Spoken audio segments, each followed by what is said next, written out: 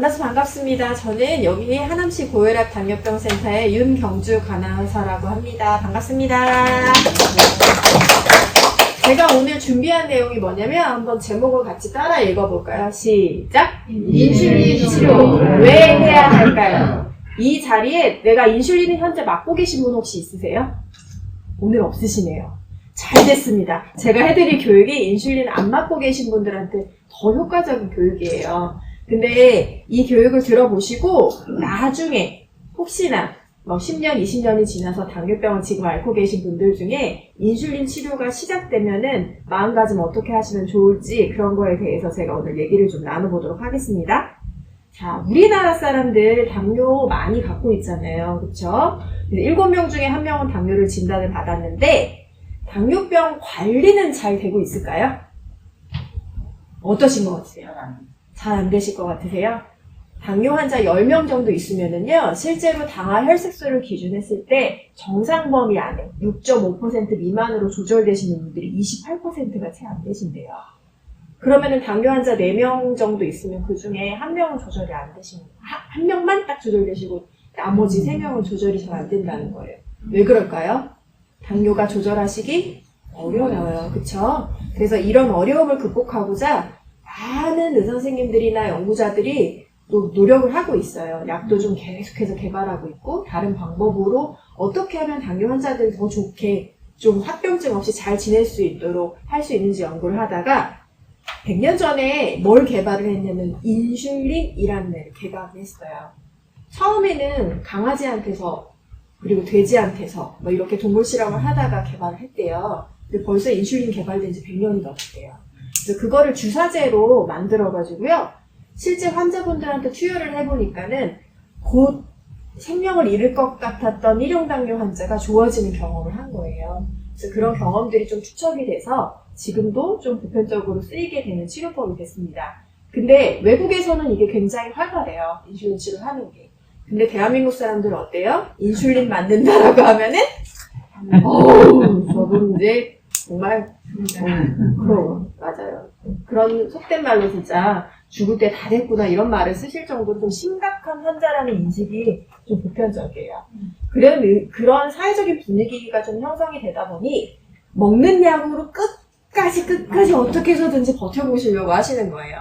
그래서 실제적으로 당뇨약을 처방을 받으시는 분들 중에 우리가 인슐린 치료를 받으시는 분들은 겨우 6.4% 정도밖에 안 되세요.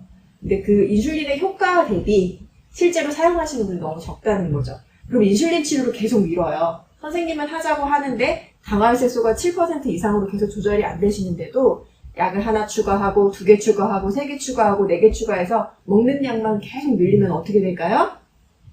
치료 거부하면서 적극적인 치료가 계속 지연이 되겠죠. 결론은 어때요? 합병증이 오고 삶의 질도 떨어지고 사망률도 더 높아질 수 있어요.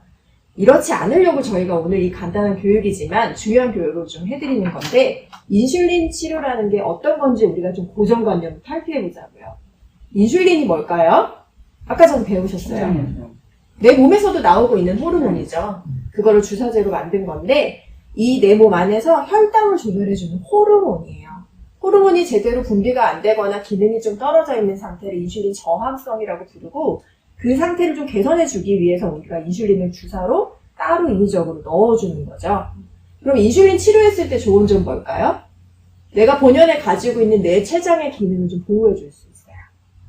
당뇨라고 하는 건 한 번 진단받으면은 내가 열심히 노력하면 3년 뒤에는 없어지는 병인가요? 아니죠. 얘 데리고 친구처럼 내가 계속 데리고 가야 되는 친구예요. 그래서 어떻게 해서든지 내 기능, 췌장의 기능을 좀 보호를 하면서 가는 게 더 좋죠. 두 번째, 경구혈당 강화제. 말이 좀 어렵지만 우리가 먹는 약으로 치료하는 거에 아까 얘기했듯이 약제를 계속 약의 개수가 늘어나면 어때요? 아침마다 먹을 때마다 너무 부담스럽고 약 먹기 싫어지고 이러거든요. 그런 부담감도 좀 덜어뜨릴 수가 있어요. 그리고 내가 어떤 실패했다는 좌절감을 좀 극복해주는 데도 도움이 되죠. 결론적으로는 합병증 발생의 위험성도 좀 감소시켜주고요. 그럼 인슐린 치료를 받으시는 분들은 어떤 분들 받으시느냐면 예전만 해도 우리가 정말 심각한 환자들한테만 인슐린을 쓴다는 인식이 있었는데 요즘에는 아예 맨 처음에 진단을 받았는데 당화혈색소가 너무 높아요. 기준치보다. 그런 경우에는 췌장의 기능을 보호해주고자 미리 초기 진단자 때부터 쓰는 경우도 많습니다. 그래서 당뇨를 처음 진단받았는데 당화혈색소가 막 10% 넘어가고 12% 넘어가고 이러신 분들은 오히려 인슐린 치료를 시작하셨을 때 정상 범위 안으로 들어오는 효과가 더 좋을 수 있어요. 그리고 우리가 임신 상태의 경우에도 먹는 약을 먹을 수가 마음대로 먹을 수 없잖아요. 그런 경우에도 배에다 주사를 맞는 인슐린 요법을 쓰기도 합니다. 그리고 간이나 콩팥 기능이 좀 많이 손상된 환자들은 인슐린 치료가 더 도움이 될 수 있어요. 자, 그러면은 이제 질문과 대답을 해보는 시간이에요. 인슐린 치료에 대해서 평상시에 알고 있는 오해들, 이 궁금증들을 저랑 한번 말씀을 드려볼게요. 첫 번째 질문이에요. 10년 넘게 당뇨약과 운동과 식이조절 열심히 했어요. 근데 인슐린을 맞게 된 거죠. 그러면 당뇨 관리에 실패한 걸까요? 실패한 걸까요? 네. 그렇지 않습니다. 그렇지 않습니다. 이유는요, 우리가 개인마다 좀 이제 5년에서 한 15년 정도 지나면 차이가 좀 있긴 하지만 췌장에서 분비되는 인슐린이 충분하지 못할 수 있어요. 그래서 내가 어떤 관리에 대한 실패가 아니라 당뇨의 자연스러운 자연 경과 과정 중에 하나로 인슐린 주사가 필요할 수도 있다는 거죠. 그렇지 않다는 거를 알고 계세요. 두 번째 질문, 인슐린 치료가 시작됐어요. 그럼 평생 해야 될까요? 그렇지 않습니다. 예 했는데 그렇지 않습니다가 정답이에요. 인슐린 치료를 한 번 시작했다고 해서 평생 하시는 게 아니에요. 먹다가 얼마든지 먹는 약으로 바꿀 수 있어요. 그래서 단기적으로 뭐 2년, 3년을 쓰시던가 어떤 분들은 3개월 정도만 쓰셔도 효과를 보는 분들도 있고, 그래서 언제든지 먹는 약으로 바꿀 수 있고, 단 생활습관 관리가 항상 동반된 상태여야 되겠죠. 자, 세 번째 질문. 인슐린이 몸에 해로운 영향을 미칠까요? 그래도 이거는 그렇지 않습니다. 맞아요. 그래서 인슐린이 몸의 전반적인 컨디션을 향상시켜주는 거지 몸에 해가 되는 건 아니라는 거죠. 원래 내 몸 안에 갖고 있어요. 그렇죠? 췌장 안에서 나오는 호르몬이기 때문에 합병증이나 사망 위험도 낮춰주는 효과가 있죠. 자, 그 다음 인슐린을 맞으면 부작용은 없나요? 이런 질문들 많이 하세요. 부작용은 좀 있을 수는 있어요. 근데 장기적으로 따져보면은 이 작은 부작용에 비해서 합병증이나 사망 위험과 비교해보면은 그렇지 않고, 또 부작용에 대해서 특히나 제일 많이 오는 게 저혈당이나 체중 증가 같은 것들이 올 수 있는데, 그런 거는 충분히 사전교육을 받으시면 대처를 하실 수 있어요. 자, 그 다음 질문입니다. 인슐린 맞으면 살이 찐다는데 사실일까요? 아니요. 그렇기도 하고 아니기도 합니다. 그래서 부작용으로 살이 찌실 수도 있는데 꼭 그런 것만은 아니에요. 그래서 적절하게 좀 전에 얘기 들어보신 것처럼 적절하게 대처 방법만 처음에 예방교육을 받으시면 대처하실 수 있어요. 자, 저혈당 얘기도 나왔죠. 저혈당이 더 많이 올까요? 어떨 것 같으세요? 그럴 수도 있고 그렇지 않을 수도 있어요. 꼭 저혈당이 오는 거는 아니라는 거죠. 그래서 예방교육이 중요하다. 마지막 질문이에요. 제일 환자들이 인슐린 안 맞을래 하는 건 뭐예요? 바늘이 실제 내 살에 닿잖아요.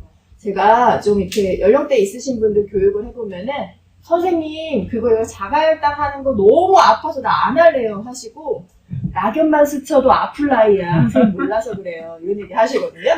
근데 이 주사에 대한 두려움 때문에 사실 인슐린 거부하시는 분들 너무 많아요. 무섭잖아요. 근데 아플까요? 근데 아픔을 느끼시는 분들도 있고 그렇지 않으시는 분들도 있어요.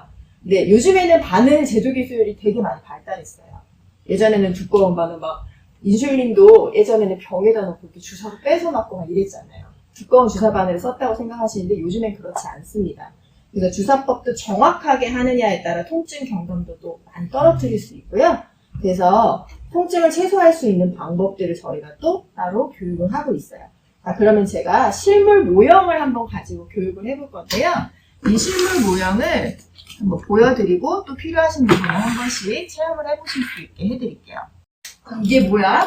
옆에 저희가 오늘 선물로 볼펜도 하나씩 나눠드렸죠? 볼펜이랑 쓰는 방법이 똑같아요. 펜처럼 생겼죠? 예전에는 병형으로 된 인슐린이었는데 요즘에 펜형으로 된 인슐린이에요. 한번 뚜껑 이렇게 열어볼까요? 요 안에 액체가 좀 들어있죠? 이게 액체가 들어있는 게 여기가 인슐린 액체를 넣으면은 이렇게 약물이 이렇게 들어가 있습니다. 그리고 뒤쪽에 있는 다이알이 있어요. 요거를 돌리면은 내가 실제로 맞는 단위수로 이렇게 맞출 수 있어요. 지금 요거는 모형이라서 늘어나기도 하고 줄어들기도 하지만 실제적인 거는 내가 만약에 10단위를 맞는다고 해서 10단위를 놓고 앞에 주사침 꽂아서 배에다가 넣으면은 이게 단위가 딱 들어갑니다. 그래서 누르면은 여기 톡톡톡톡 이렇게 들어가거든요. 그래서 이렇게 생겼다. 인슐린 보신 적 한 번도 없으시죠? 그래서 내가 가지고 있는 볼펜이랑 똑같이 생겼어요. 특별하게 어려울 게 없습니다. 그리고 이제 한번 보면은요. 이렇게 생겼죠? 여기에다가 뭘 하시냐면 가느다란 바늘을 하나 이렇게 턱 꽂아서 내 배에다 놓는 거예요. 그러면은 한번 볼게요. 손끝에서 자가혈당 측정하는 바늘이 굵을까요? 인슐린 주사로 직접 놓는 바늘이 굵을까요? 이거 안 해봐서 모르지, 이거. 안 해봐서 모르겠어요. 그렇죠? 잘 모르겠어요. 그러면 제가 비교를 해드릴게요. 여기에 자가혈당 측정할 때 보통 이런 펜을 쓰시잖아요. 그러니까 체열기를 쓰시는데 요 끝에 들어가져 있는 바늘보다 이 실제로 인슐린 주사 끝에다가 껴서 배에다가 직접 놓는 바늘이 더 얇습니다. 가늘어요. 그럼 뭐가 덜 아플까요? 가느다란 바늘이 통증이 덜해요. 그리고 얘는 손가락 끝에서 하시죠. 손가락 끝에는 신경들이 여기가 많이 예민한 부분이죠. 근데 얘는 어디다 주사해요? 보통은 배에다가 지방 많은 데에다가 갖다 놓고 주사하거든요. 당연히 통증이 얘가 덜할 수밖에 없겠죠. 우리가 가지고 있던 고정관념이에요. 더 가느다랗고 통증도 더 줄어들 수 있다. 그래서 장기적으로 따져봤을 때는 오히려 인슐린 주사를 내가 지금 혈당 조절이 안 된다라고 하면은 선생님 지도 하에 시작을 하시는 게 누구한테 유리하겠어요? 본인한테 더 유리하겠죠. 마무리예요. 그럼 이제 질문을 정리해 볼게요. 인슐린 주사는 당뇨병 말기에만 맞을까요? 그렇지 않다였어요. 그래서 인슐린 주사는 평생 맞아야 할까요? 아니요. 혼자 인슐린 주사하기 어려우실 것 같으세요? 아니죠. 충분히 이제 당뇨 간호사 선생님들이나 의사 선생님들을 통해서 주사법을 교육받으시고 저혈당 예방 교육 받으시면은 주사하시는데 큰 어려움 없이 충분히 사용하실 수 있는 치료법입니다. 그래서 저희는 당뇨 관리가 어떤 실패를 했다는 뜻으로 인슐린을 접근하지 마시고 정말 적극적인 치료 방법으로 시작을 하셨으면 좋은 마음에서 이런 강의를 준비를 해봤고요. 저희가 여기 선생님이 직접 이렇게 인슐린 주사법을 1대1로 교육해드리는 것처럼 상시로 미리 예약만 하시면은 저희 센터에서 이렇게 당뇨병 교육을 다 해드리고 있어요. 인슐린 교육을. 그래서 이런 인슐린 부작용 교육도 다 같이 해드리고 있으니까는 알고 계셨다가 궁금하신 건 저희 센터에 문의하시면 되겠습니다. 자, 감사합니다. 고맙습니다.